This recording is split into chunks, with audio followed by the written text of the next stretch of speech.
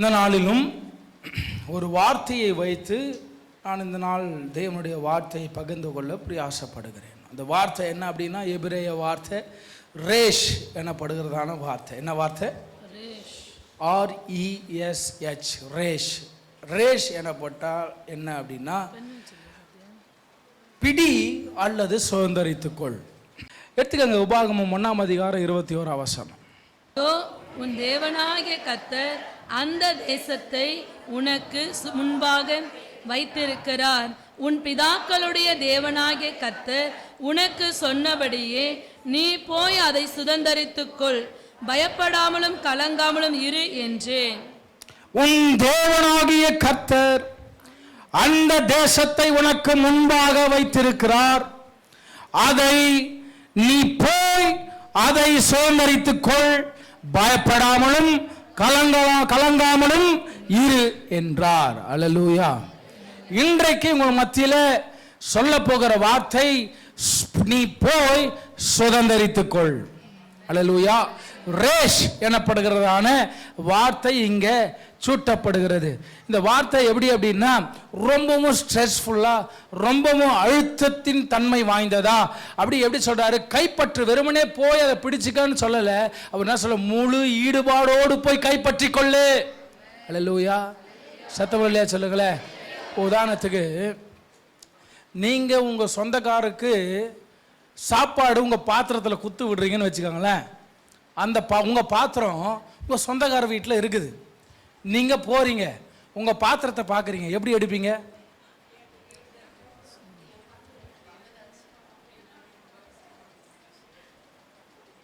ஒரு சிலர் சொல்லக்கூட மாட்டோம், என் பாத்திரம் தூக்கிட்டு வந்துட்டே இருப்போம். ஒரு சிலர் என்ன பண்ணுவோம், இது நான் குத்து விட்ட பாத்திரம் தானே, அதை எனக்கு கொடு. பாருங்க, இப்போதான் எனக்கு இந்த உதயமே வந்துச்சு. அப்போ அது போல நம்ம பொருள்னா நம்ம ஒரு அதிகாரத்தை காட்டும். ஆமாவா இல்லையா? சொல்லுங்க, ஆமாவா இல்லையா? உங்களுக்கான பொருள் அப்படின்னா நீங்க நிச்சயம் அதில் என்ன காட்டுவீங்க? அதிகாரப்பூர்வமா நீங்க அதை சுதந்தரிப்பீங்க. ஆமாவா இல்லையா? சொல்லுங்களேன். அது போலதான் கர்த்தர் இங்க சொல்றாரு, உனக்கானவைகளை நீ போய் சுதந்தரித்துக்கொள். அல்லேலூயா. ஆக்சுவலா இங்க காரியம் என்னன்னா, இந்த வார்த்தை மோசே இஸ்ரேல் ஜனங்களுக்கு சொல்லுகிறார். எந்த ஜனம் அப்படின்னா, முத உனக்கு கானான் தேசத்தை கொடுப்பேன்னு சொன்னார் இல்லையா, அந்த ஜனத்துக்கு இது இல்லை. ஏன்னா அந்த ஜனம் என்ன ஆயிடுச்சுன்னா, 40 ஆண்டு கால நடைபாதையில் எல்லாம் என்ன ஆயிட்டாங்க? நிசப்தமாயிட்டாங்க. அவங்களுக்கு பின்வந்த சந்ததியாருக்கு இந்த வார்த்தை சொல்லப்படுகிறது. அல்லேலூயா. அவங்களுக்கு தான் சொல்றாரு, இது உனக்காய் கொடுக்கப்பட்ட தேசம், ஆல்ரெடி உனக்கு முன்குறிக்கப்பட்டுருச்சு. இல்லை, அப்படிதானே சொல்றாரு. உன் தேவனாகிய கர்த்தர் அந்த தேசத்தை உனக்கு முன்பாக வைத்திருக்கிறார். அல்லேலூயா. ஆல்ரெடி ஆயத்தமா இருக்குது. உன்னுடைய ஆசீர்வாதமோ என்னுடைய ஆசீர்வாதமோ ஆல்ரெடி, உனக்கான கானான் எனக்கான கானான் ஆல்ரெடி அங்க ஆயத்தமா இருக்கு. அல்லேலூயா. முத காரியம், தேவன் உங்களுக்கான எனக்கான வாய்ப்பை நமக்கு முன்பாகவே தீர்மானித்து வைத்திருக்கிறாரு. அல்லேலூயா. நல்லா புரிஞ்சுக்காங்க. இது எப்படிப்பட்டதானா, நம்ம நிறைய நேரம் இன்றைக்கு வரைக்கும் கூட பார்த்தீங்கன்னா நம்முடைய ஜெபம் எப்படி இருக்கு? ஆண்டவரே என்னை இன்னும் ஆசீர்வதிங்க, ஆண்டவரே என்னை இன்னும் பெருக பண்ணுங்க, ஆண்டவரே என்னை இன்னும் வளர பண்ணுங்க, அப்படிதான் ஜெபம் பண்றோம் இல்லையா? ஆனா இங்க பாருங்க, அந்த ஜெபம் இந்த வசனத்தின் பொறுத்தவரையில தப்பு. ஏன்னா உங்களுடைய பெருக்கத்தையும் உங்களுடைய ஆசீர்வாதத்தையும் ஆல்ரெடி நியமிச்சு வச்சுட்டார். நல்ல ஒரு ஆமேன் சொன்னீங்க. உங்களுடைய ஆசீர்வாதத்தை ஆல்ரெடி என்ன பண்ணிட்டாருங்க? நியமிச்சு வச்சிட்டாரு. ஆல்ரெடி ரெடியா இருக்காங்க. அல்லேலூயா. அது எப்போ தெரியுமா ரெடி ஆகுதா? இன்னும் வசனம் அழகா சொல்றது, நீ தாயின் வயிற்றில் உருவாகும் முன்னமே பெயர் சொல்லி அழைச்சேன்னு ஒரு வார்த்தை சொல்லுதுல, அதனுடைய உள்ளால அர்த்தம் என்ன தெரியுமா?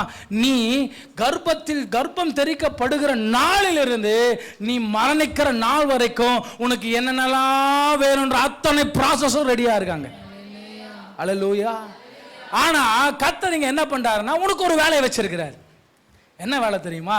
இரண்டாவது, நீ போகணும். நீ போக வேண்டியதுதான் உன் வேலை. நீ டிசைட் பண்ண வேண்டியதுதான் உன் வேலை. நீ வேலை செய்யாம எதையும் பெற்றுக்கொள்ள முடியாது. அல்லேலூயா. ஆசீர்வாதத்தை வச்சிருக்கிறார், ஆமா உண்மை. ஆல்ரெடி ஆயத்தம் பண்ணி வச்சிருக்கிறார், ஆமா உண்மை. உனக்கான காரணம் ஆயத்தமா இருக்கு, பாலும் தேனும் ஓடுகிற தேசம் ஆயத்தமா இருக்கு, ஆமா உண்மை. ஆனா எது மிக உண்மை அப்படின்னா, அதை நீ சுதந்திரிக்கணும்னா, அதை நீ ஆட்கொள்ளணும் அப்படின்னா, அதை நீ அனுபவிக்கணும் அப்படின்னா நீ வேலை செய்யணும். அல்லேலூயா. என்ன வேலை செய்யணும்? நீ போகணும், நீ போ, அதை சுதந்திரித்துக்கொள். அல்லேலூயா. நம்ம போகாம எதைய சுதந்திரிக்கவே. பக்கத்தில் கைகுலி சொல்லுங்க, என்ன சொல்லணும்? சூப்பர், சொல்லுங்க. நீங்க போகாம எதைய சுதந்திரிக்க முடியாது. ஆமா, சும்மா உட்காந்து ஜெபம் பண்றது. சொல்லுங்க, இதையும் பக்கத்தில் பார்த்து சொல்லுங்க. ஐயா மக சொல்ல மாட்டீங்க. சும்மா உட்காந்து ஜெபம் பண்றது வேஸ்ட். சொல்லுங்க ஐயா. சும்மா உட்காந்து கண்ணீர் விடுறது வேஸ்ட். சொல்லுங்க ஐயா. சும்மா உட்காந்து புலம்புறது வேஸ்ட். ஐயோ அது நடக்கல, ஐயோ இன்னும் எதுவுமே செய்யலே, இன்னும் இவங்க உருப்படாமலே இருக்கிறாங்களே, இன்னும் என் குடும்பம் அப்படியே இருக்கேன்னு புலம்புறது. ஃபர்ஸ்ட் ஆஃப் ஆல் வேதத்தின் அடிப்படையில் புலம்ப கூடாது, அது தப்பு. இருந்தாலும் நம்ம என்ன பண்ணிக்கிட்டே இருக்கிறோம். இது நீங்கள் ரொம்ப ஜாக்கிரதையான ஒரு விஷயம் நீங்கள் முன்குறிக்க வேண்டியது இருக்குது. என்ன தெரியுங்களா? நம்ம ஒரு விஷயத்தை நினச்சி புலம்புறோம் அப்படின்னா அந்த புலம்பல் என்ன ஆகும் தெரியுமா? நீங்கள் எதை நினச்சி புலம்புறீங்களோ, எது இல்லைன்னு புலம்புறீங்களோ, எது இப்படியே இருக்கேன்னு புலம்புறீங்களோ, அது அப்படியே இருக்கும். அது அப்படியே இல்லாமையே இருக்கும், அது அப்படியே நடக்காமையே இருக்கும். எது வரைக்கும்னா நீங்கள் புலம்புற வரைக்கும். அல்லேலூயா. அதனால தான் சமாதானமாயிரு அப்படின்னு கூறுவிக்கிறாரா? எதனால அப்படின்னா, புலம்புறதை விட்டுட்டு சமாதானப்படு. அல்லேலூயா. ஏன் அப்படின்னா, கர்த்தர் உனக்கான வேலை ஆல்ரெடி ஆயத்தம் பண்ணி வச்சிருக்கிறார். நீ போய் வேலை செய்யாம புலம்புறது ரொம்ப ரொம்ப வேஸ்ட். புலம்புறது ரொம்ப ரொம்ப வேஸ்ட். அல்லேலூயா. நீ போகணும், போய் உனக்கான காணான சுதந்திரிக்கணும். அல்லேலூயா. இங்க நல்லா கவனிங்க. சங்கீதக்காரன் ஒரு வார்த்தையை சொல்றாரு பாருங்க, 37:23 வாசிங்க. நல்ல மனுஷனுடைய நடைகள் கர்த்தரால் உறுதிப்படும். போதுமா? இங்க சங்கீதக்காரன் என்ன சொல்றாரு? நல்ல மனுஷனுடைய நடைகள் கர்த்தரால் உறுதிப்படும். நீ எப்படி நடக்க போற, என்ன வழியில நடக்க போற, என்ன மாதிரி வழியில நீ நடக்க போறங்கிறத கர்த்தர் ஆல்ரெடி உனக்காய் எனக்காய் உறுதிப்படுத்தப்பட்டிருக்கிறாரு. அல்லேலூயா. உறுதிப்படுத்தி வச்சிருக்கிறாரு. சங்கீதக்காரன் தான் சொல்றாரு, நான் எப்படி நடக்க போறேங்கிறத என் வழியை அவர் என்ன பண்ணிருக்கிறாரு? உறுதிப்படுத்தி இருக்கிறாரு. அடுத்தது, அவருடைய வழியின் மேல் அவர் பிரியமாய் இருக்கிறார். அந்த வழியில அவர் பிரியமா இருக்கிறார். அப்படின்னா என்னன்னா, நாம நடந்து போக போற வழியில அவர் பிரியமா இருக்கிறார். அல்லேலூயா. அது அவர் நியமிச்ச வழி, அவர் நியமிச்ச வழி. நல்ல ஒரு அல்லையா சொல்லுங்களேன். நாம நடுவுல என்ன திசை மாறினாலும் நல்லா புரிஞ்சுக்கோங்க, நம்ம என்ன வழியில போகணுமோ அந்த வழியில் தான் போவோம். இதுதான் அவருடைய ரகசியம். ஆமென்.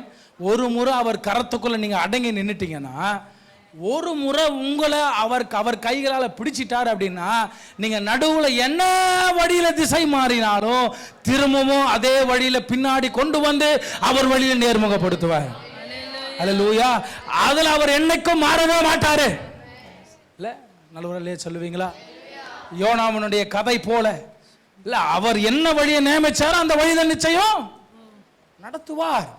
அதுல எந்த டவுட்டும் இல்ல. அதனால இங்க சங்கீதக்காரன் சொல்றாரு, ஏன் வழியை கர்த்தர் உறுதிப்படுத்தி இருக்கிறார், அதுல அவர் பிரியமா இருக்கிறார். ஆமென். இன்னொரு காரியத்தை சாலமோன் சொல்றாரு, 16:9 வாசிங்களேன். நீதிமொழிகள் 16:9. மனுஷனுடைய இருதயம் அவனுடைய வழியை யோசிக்கும், அவனுடைய நடைகளை உறுதிப்படுத்துகிறவரோ கர்த்தர். இங்க கவனிங்க. மனுஷனுடைய இருதயம் அவனுடைய வழியை யோசிக்கும், ஆனால் அதை உறுதிப்படுத்துகிறவரோ கர்த்தர். அப்ப நீங்க நல்லா இங்க ஒரு இந்த வார்த்தையினுடைய அர்த்தம் என்ன தெரியுங்களா? நீங்களும் நானும் டிசிஷன் பண்ண வேண்டிய வேலை நம்மளுடைய வேலை. அல்லேலூயா. நடத்துகிற வேலை. அப்ப நம்ம வேலையை ஒண்ணு இங்க அடங்கி இருக்கா? அப்போ முழுசையும் ஆண்டவரே நீங்க தான் நடத்தணும்னு சொல்றது சொல்றது சரியா தவறா? இந்த வார்த்தையின் பக்கம் நீங்க சொல்லுங்க. முழுசையும் நீங்க தான்ப்பா நடத்தணும்னு சொல்றது சரியா தவறா? ஏன் அதை சொல்றேன்னா, ஆதியில இந்த வானத்தையும் பூமியும் எல்லாத்தையும் படைச்சிட்டு கர்த்தர் என்ன சொல்றாரு? அப்படின்னா என்ன சொல்லுங்க, நீ ஆண்டுக்கொள் அப்படின்னா என்ன? உன் கையில கொடுக்கப்பட்ட காரியங்களை பராமரின்னு அர்த்தம், போய் வேலை செய்யன்னு அர்த்தம், அதை சீர்படுத்துன்னு அர்த்தம், அதை நல்லா கவனிச்சிக்கன்னு அர்த்தம். அல்லேலூயா. அப்ப அப்படின்னா என்னன்னா, நீங்களும் நானும் நமக்குன்னு ஒரு வேலை அங்க இருக்கு. என்ன வேலை அப்படின்னா, டிசிஷன், முடிவு, தீர்மானம். இது நம்முடைய வேலையா இருக்கு. அல்லேலூயா. சின்ன சின்ன டிசிஷன், சின்ன சின்ன தீர்மானங்கள் கர்த்தருக்கு போதும். அந்த தீர்மானங்கள்ல கர்த்தருடைய மகிமை நிச்சயம் வெளிப்படும். அல்லேலூயா. சின்ன காரியம் தான், அதுல கர்த்தர் பெரிய மகிமையான காரியங்களை செய்வார். நல்லா புரிஞ்சுக்கோங்க, கர்த்தர் ஒன்றும் மேஜிக் மாதிரியெல்லாம் நம்மளை ஆசீர்வதிச்சிட மாட்டார். அவர் நமக்கு கொடுக்கப்பட்ட ஆசீர்வாதத்தை ஆல்ரெடி நியமிச்சு வச்சிருக்காரு, உண்மைதான். ஆனால் அது எப்போ செயல்படும் தெரியுமா? நம்ம கையில் ஏதாவது கொஞ்சமாவது என்ன இருக்கணும்? கொஞ்சமாவது என்ன இருக்கணும்? முடிவு இருக்கணும், ஒரு சின்ன டிசிஷன் இருக்கணும், ஒரு சின்ன பிளான் இருக்கணும். எதுவுமே இல்லாமல் கர்த்தர் நிச்சயம் அதில் என்ன பண்ண முடியாதுங்க? என்ன பண்ண முடியாதுங்க? சத்தமா சொல்லுங்க, சத்தமா பேசுங்களேன். செயல்படுத்த முடியாது, அவர் அதில் செயல்படவும் முடியாது. அல்லேலூயா. ஏன்னா 5000 பேரை போஷிக்க அவருக்கு என்ன வேணும்? அப்ப ஏன் மேல ஆகாயத்திலிருந்து பொழியட்டும்னு சொல்லிடலாம்ல? சொல்லுங்க, சொல்லிடலாம்ல. ஆனா ஏன் இங்க அந்த ஒரு போஷனை ஏன் வச்சாரு தெரியுமா? அது வச்சதுனால தான் நமக்கு தெரியும், அந்த ஒரு வேலையை செஞ்சாதான் கர்த்தர் அந்த வேலையை என்ன பண்ணுவார்? ஆசீர்வாதத்தை கொடுப்பார். 5 அப்பம் 2 மீன் தேவை, அந்த கொஞ்சம் தேவை. 5000 பேருக்கு 5 அப்பம் 2 மீன் எந்த மூளைக்கு? சொல்லுங்க. 5000 பேருங்கிறது நான் வெறும் புருஷர்களை மாத்திரம் சொல்றேன். அப்ப அதை விட அதிகமா இருக்கிறாங்க. அவங்களுக்கு 5 அப்பமும் 2 மீனும் எந்த மூளைக்கு? கடுகுக்கும் கொஞ்சம் இல்லையா? அவ்வளோ கொஞ்சம், அந்த கொஞ்சம் அவருக்கு போதும். எத்தனை பேர் சத்தியத்துக்குள்ள வரீங்க? அந்த கொஞ்சம் முயற்சி அவருக்கு போதும், அந்த கொஞ்சம் பிளான் அவருக்கு, அந்த சின்ன பிளான் அவருக்கு போதும், அந்த சின்ன முயற்சி அவருக்கு போதும். அதை வச்சு 5000 பேரை போஷிப்பாரு. 5000 பேரை போஷிக்கிறது மாத்திரம் இல்ல, நிரம்பி வழிய வழிய 12 கூடை நிறைய மீதம் எடுக்கிறாங்க. அல்லேலூயா. அப்ப அவர் ஆசீர்வதிப்பாரு. எப்படின்னா, உனக்கு எனக்கு சின்ன முயற்சி அங்க வேணும், நீ போணும், நீ இறங்கி செயல்படணும். நீ செயல்படாம காரியம் எதுவும்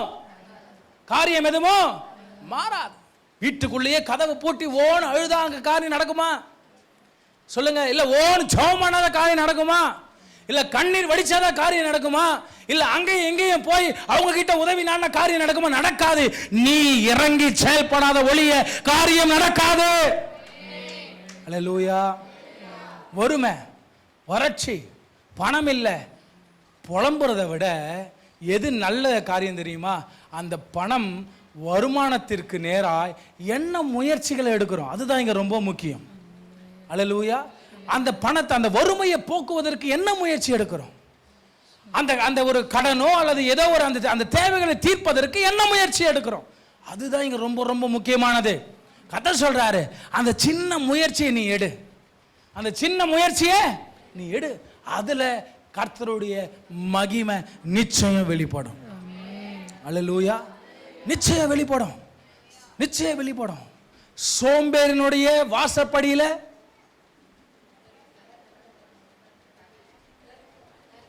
சொல்லுங்க என்ன படுத்துட்டு இருக்கோம்?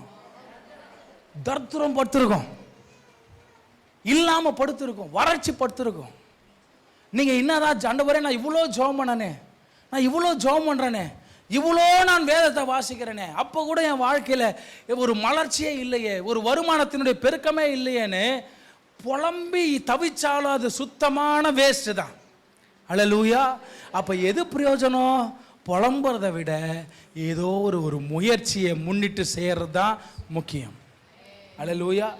இன்னைக்கு உங்களுக்கு ஒரு வார்த்தையை சொல்லுகிறேன். நீங்க அழுது புலம்புறதை விட உங்க வாழ்க்கை மேன்மைப்படணும் அப்படின்னா, உங்க வாழ்க்கை உயர்த்தப்படணும் அப்படின்னா, நீங்க ஒரு சின்ன முயற்சியே எடுக்கணும். அல்லேலூயா. என் வாழ்க்கையில நான் இப்படிப்பட்ட காரை வாங்கணும், இப்படிப்பட்ட வீடை வாங்கணும். கனவு காணுங்க, வேணான்னு சொல்லாது. கனவாவே கடைசி வரைக்கும் அந்த கனவு நிஜமாகணும்னா, நிஜமாகணும்னா முயற்சி எடுத்துக்கிட்டே இருக்கணும். இப்போ பிள்ளைங்கள்லாம் பார்த்தீங்கன்னா 10,000 ரூபாய் சம்பாதிச்சிட்டாவே சொல்லுங்க என்ன பண்ணிடுறாங்க? நம்ம தெரியாம சொல்லி கொடுத்துட்டோம். போதும் என்ற மனதை பொன் செய்யும் மருந்து. 10,000 ரூபாய் போதையா, அதை வச்சு என்ன பண்ணிடலாம்? சாப்பிட்டு காலத்தை ஓட்டலாம். இல்லை, கர்த்தர் அப்படி உங்களையும் என்னையும் வாழ கற்றுக் கொடுக்கவே இல்லை. ஏன் தெரியுமா? கர்த்தர் தம் பிள்ளைங்களை ஆசீர்வதிச்சாவே ஐஸ்வர்யவான்களாய், ஐஸ்வர்ய ஸ்தம்பர்களாய், இல்ல அப்படிதானே ஆசீர்வதிக்கிறாரு? இல்ல அப்படிதானே ஆசீர்வதிக்கிறாரு? மணலத்தனையா கானான் தேசம், பாலந்தேனு ஓடுகிற தேசம், இருக்கிறதுலே உயரமா இருக்கிற தேசம். அவர் கொடுக்கறதெல்லாம் எப்படி இருக்கு? அவர் கொடுக்கறதெல்லாம் எப்படி இருக்கு? சொல்லுங்க, எப்படிங்க இருக்கு? பெருசா மேன்மையா இருக்கு. நம்ம குடிசைய பிளான் பண்றோம், ஆனா அவர் பிளான் எல்லாம் பங்களாங்க. அல்லேலூயா. நம்ம புத்தி தான் இன்னும் எங்க இருக்கு? எங்க இருக்குங்க? உள்ள குடிசை உள்ளே இருக்கு. சட்டிலேயே குதிரை ஓட்டுற அப்படின்னு என்ன அர்த்தம்? அதுலயே ஓட்டிட்டு வாழ்க்கைய முடிச்சிடலாம். அல்லேலூயா. தேவ பிள்ளைங்க தயவு செய்து அப்படி மட்டும் இருக்கவே கூடாது. நல்லா புரிஞ்சுக்கங்க. நீங்க உங்க வாழ்க்கையில மேன்மைப்படுறீங்க அப்படின்னா உங்க நாம மகிமை மாத்திரம் அல்ல, அந்த தேவனுடைய மகிமையும் அடங்கியிருக்கு. அதுக்காகவே அவர் நிச்சயம் உயர்த்திக்கிட்டு போவார். என் டைரக்டர் அடிக்கடி இந்த வார்த்தையை சொல்லுவார், உன்னால் முடிஞ்சதை நீ செய், உன்னால் முடியாததை கர்த்தர் பார்த்துக்கிடுவார். சத்தமா சொல்லுங்க, என்னது? அந்த மனுஷன் 1000 எங்களுக்கு கெட்டது பண்ணாலும் இந்த மாதிரி ஒரு நல்ல வார்த்தை எங்களுக்கு சொல்லி கொடுத்துட்டு போயிட்டார். அல்லேலூயா. இன்னைக்கு வரைக்கும் என்னால் அதை மறக்க முடியல. அடிக்கடி நான் சோர்ந்து போகும்போதெல்லாம் நான் இந்த வார்த்தையை சொல்லி தான் என்னை பூஸ்டப் பண்ணிப்பேன். என்னால் முடிஞ்சதை நான் செய்கிறேன், மிச்சதை நீங்கள் பார்த்துக்கங்கப்பா. இப்படி எழும்புங்க, இப்படி எழும்புங்க. எதுவுமே செய்யாமல் இருக்கிறது தான் தப்பு. எதுவுமே செய்யாமல் இருக்கிறது தான் தப்பு. சில ஆவிலாம் வரும். என்ன ஆவி தெரியுமா? அந்த ஆவி பற்றி கடைசியாக நான் சொல்கிறேன். அப்போ நீங்களும் நானும் என்ன செய்யணும் அப்படின்னா, நம்மால் முடிஞ்சதை என்ன பண்ணணும்? பக்கத்தில் பார்த்து சொல்லுங்க, என்ன பண்ணணும்? உங்களால் முடிஞ்சதை நீங்கள் செய்யுங்க ஐயா. கை குலுக்கி சொல்லுங்க, உங்களால் முடிஞ்சதை நீங்கள் செய்யுங்க தம்பி. பார்த்து, உன்னால் முடிஞ்சதை நீ செய்ப்பா, உன்னால் முடிஞ்சதை நீ செய்ய. அம்மா, உங்களால் முடிஞ்சதை நீங்கள் செய்யுங்க, உன்னால் முடியாததை பார்த்துக்கிடுவார். ஆனால் இப்படி வந்துடக்கூடாது. எல்லாம் பார்த்து கொள்வி அப்படின்னு அவர் மேலேயே பழி போட்டு உட்காந்துடக்கூடாது. அல்லேலூயா. அவர் யெகோவா ஈரே, எல்லாம் பார்த்து கொள்கிறவர் தான். அதுலலாம் மாற்றம் இல்லை. அதுக்குன்னு அவர் தான் பார்த்துக்குவார் எல்லாமே என்ன பண்ணிடக்கூடாது, நின்றக்கூடாது. ஏன்னா அவர் எல்லாம் பார்த்துக்கிறவர்னா எல்லாத்தையும் அவரே பண்ணிடுவார். ஆனால் அவர் இந்த காரியத்தை சொல்லி கொடுக்குறாருல, நீ போகணும், நீ இறங்கி வேலை செய்யணும், நீ இங்கே வரணும், நீ அங்கே போகணும். ஏன் அந்த காரியத்தை சொல்லி கொடுத்துக்கிட்டே இருக்கிறாரு? அப்படின்னா நீ வேலை செய்யணும். உனக்கு உன் கையில் ஏதோ ஒரு மெட்டீரியல் இருக்கணும். அந்த மெட்டீரியலை வச்சு தான் கர்த்தர் உன்னை பெருக்க பண்ணுவார். அல்லேலூயா. சத்தமுறையிலே சொல்லுங்களேன். தரித்திரனா இருப்பது கர்த்தருடைய பிரியம் அல்ல, அவருடைய பிரியம் அது அல்ல. அல்லேலூயா. நீங்களும் நானும் ஐஸ்வர்யவான்களாய், ராஜாக்களாய், ராஜரீகம் பண்ணுகிறவர்களாய் இருக்கதான் கர்த்தருடைய பிரியமா இருக்கு. நல்லவர் அல்லையா சொல்லுங்களேன். அதற்கு சும்மா போயிட முடியுமா? சும்மா பெற்றுக்கொள்ள முடியுமா? ஒரு மூலையில முடங்கி அழுது கொண்டிருந்தா வாங்கிக்க முடியுமா? முடியவே முடியாது. அல்லேலூயா. ஒரு முயற்சி எடுங்க, ஒரு முயற்சி எடுங்க, ஒரு முடிவு எடுங்க. இந்த மாதிரி முடிவுகள் எடுக்கும்போது தான் ஒரு சில எமோஷன்ஸ் எழும்பும். இந்த எமோஷன்ஸ் என்ன பண்ணோம் அப்படின்னா, நீங்கள் எடுக்கிற சின்ன சின்ன முடிவுகள் அழிச்சிடும். நீங்கள் எடுக்கிற சின்ன சின்ன ஸ்டெப்ஸ் அதை அழிச்சிடும். உங்களுடைய வாழ்க்கையவே அந்த முடிவுகள் என்ன பண்ணிடும்னா, அந்த எமோஷன்ஸ் என்ன பண்ணிடும்னா அழிச்சிடும். என்ன மாதிரி எமோஷன்ஸ்? 2 எமோஷன் நீங்கள் சொல்லிட்டாரு. என்ன எமோஷனிங்கன்னா, பயம் ஒன்று, இன்னொன்று என்னது? கலக்கம். எமோஷன் எல்லாம் எப்படி நம்ம வளர்ச்சியை தடை பண்ணுது? இப்போ ஒரு வீடு வாங்கணும்னு நீங்கள் ஆசைப்படுறீங்க. நீங்கள் அதை உங்கள் குடும்பத்துக்குள்ளே போய் சொல்கிறீங்க. அப்போ அங்கே ஒரு ஆவி எழும்பும். அது என்ன சொல்லும்? எத்தவனே ஒரு வரும், வீடா எப்படி வாங்குவ, வீடா எப்படி வாங்குவனா என்ன அர்த்தம்? அவன் வாங்கணும் தான் வந்து உங்ககிட்ட சொல்றான். அது எப்படி வாங்குவன்னு கேட்கறது நல்ல கேள்வியா? ஆனா இப்ப அந்த எப்படி வாங்குவன்னு கேட்கிற கேள்வி பதில் என்ன கேட்கலாம் சொல்லுங்க? அதுக்கு மாற என்ன மாதிரி கேள்வி கேட்கலாம்? நீங்களே சொல்லிக் கொடுங்க. அப்படியாப்பா, சூப்பர், வாங்கலாம், நிச்சயம் வாங்கலாம், என்ன காரியம் விசாரிங்க, பண்ணலாம். இது எப்படி இருக்கு? எப்படி வாங்குவேன் அப்படின்னா என்ன அர்த்தம்? யோ நீ எல்லாம் வாங்கிடுவையா அப்படின்னு கேட்குற மாதிரி அர்த்தம். அல்லேலூயா. இதை நான் உதாரணத்துக்கு தான் சொன்னேன். இப்படி ஒரு சரி வந்து ஒரு பிஸ்னஸ் ஸ்டார்ட் பண்ணலாம், நம்ம சேர்ந்து வருமானத்தை அடுத்த கட்ட வருமான வளர்ச்சி ஒரு பிஸ்னஸ் ஸ்டார்ட் பண்ணலாம் அப்படின்னு சொல்கிறாருன்னா, அப்போ சிலவங்க என்ன பண்ணுவாங்க, ஐயோ அந்த பிஸ்னஸா, அந்த பிஸ்னஸில் இதெல்லாம் நடக்குமே, இப்படியெல்லாம் தோல்வி வருமே, இதெல்லாம் ஒரு ஒரு நெகட்டிவிட்டி நடக்குமே, இப்படியெல்லாம் நீ அங்கே போனால் லாஸ் ஆயிடுவேன், அவன் ஏமாற்றுவான், இவன் ஏமாற்றுவான், உன் பேச எவனும் கேட்க மாட்டான். இப்படின்னு இந்த ஆவியில் என்ன சொல்லி கொடுக்கும்? என்ன சொல்லி கொடுக்கும்? இந்த ஆவி என்ன பண்ணுது சொல்லுங்க? இந்த ஆவி என்ன பண்ணுது? உங்க வளர்ச்சியை தடை பண்ணும், உங்களை வளரவே விடாது. இப்படிப்பட்ட ஆவிக்கெல்லாம் நீங்க என்ன சொல்லணும் தெரியுமா? என்ன சொல்லணும் தெரியுமா?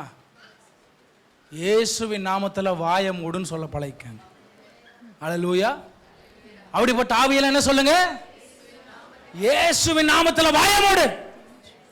அல்லேலூயா. ஏன்னா கர்த்தர் உன்னைய சும்மா மூளையில முடங்கி இருன்னு சொல்லி கொடுக்கவே கிடையாது. எலும்பி பிரகாசி. அப்ப எல்லாத்துல வந்து எழும்பு, நீ போ, நீ நட, காரியத்தை வாய்க்க பண்ணுகிறவர் உன் கூட இருக்கிறார். அல்லேலூயா.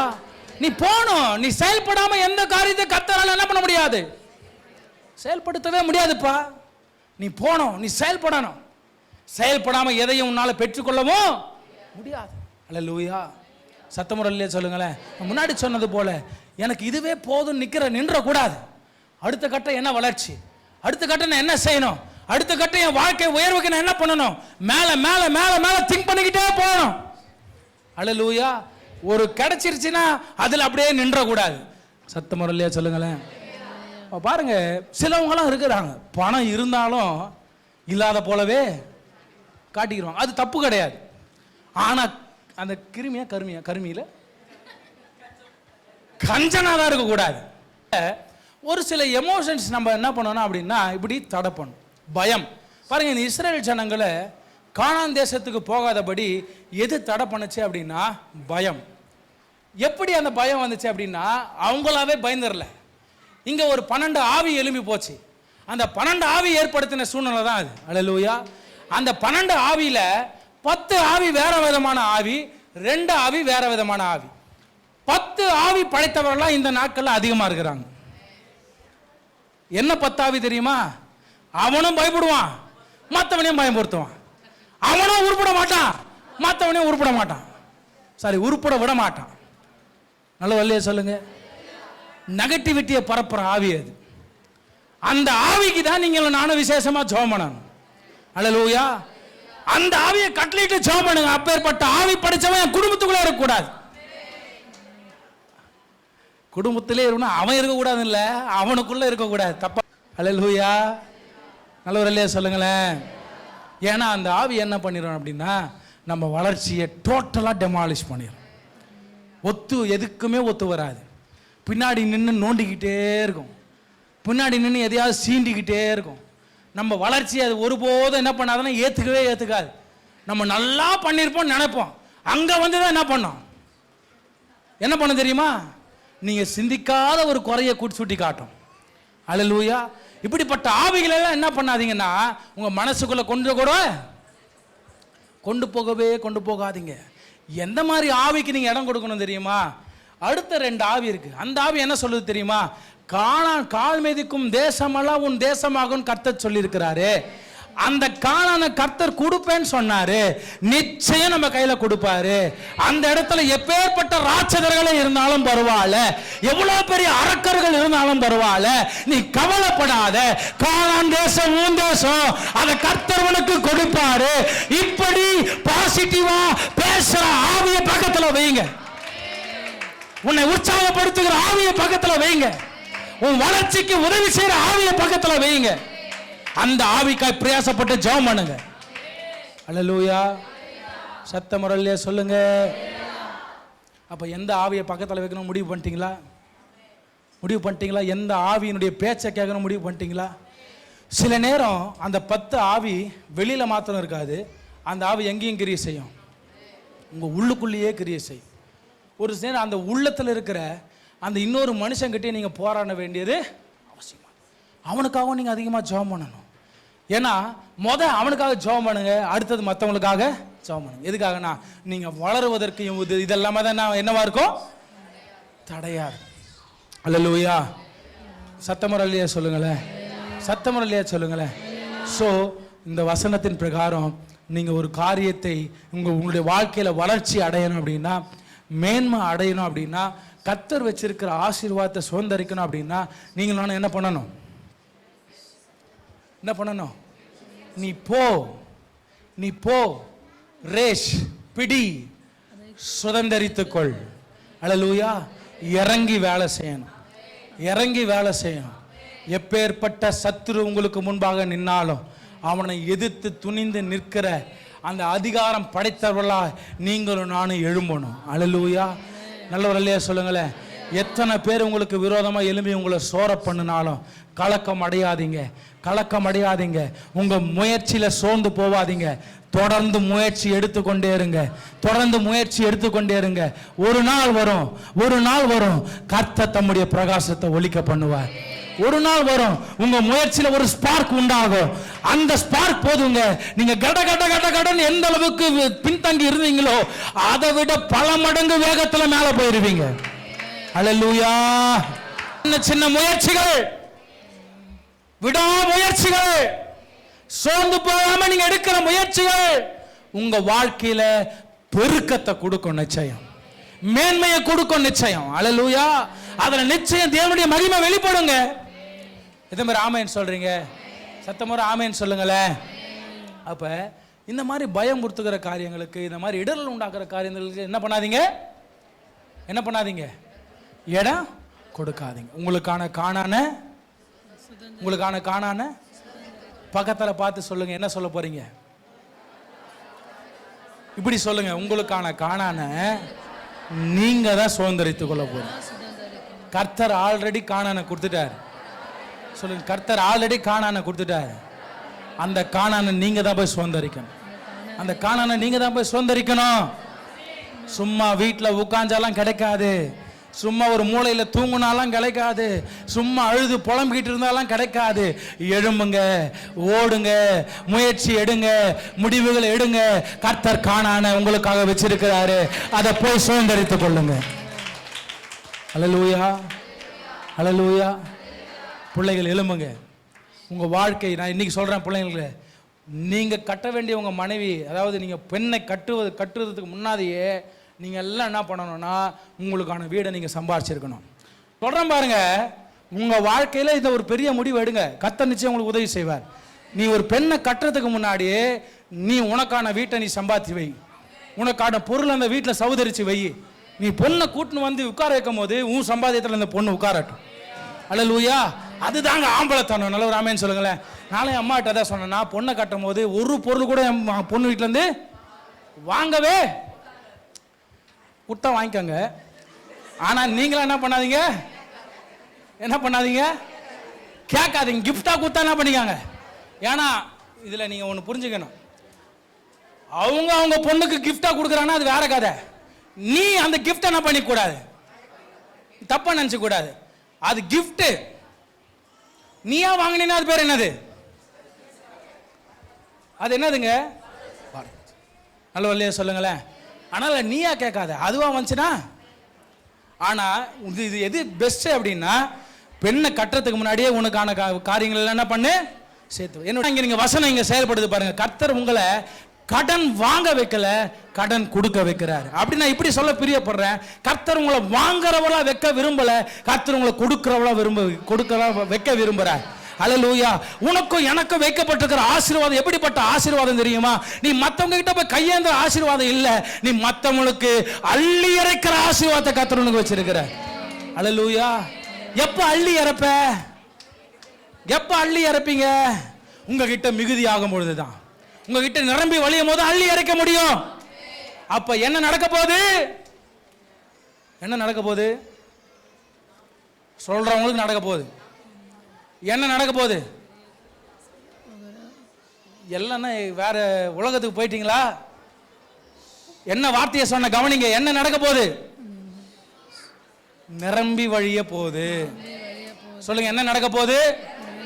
நிரம்பி வழிஞ்சாதான் என்ன பண்ண முடியும்? அப்ப அள்ளி கொடுக்கணும் அப்படின்னா என்ன நடக்க போகுது?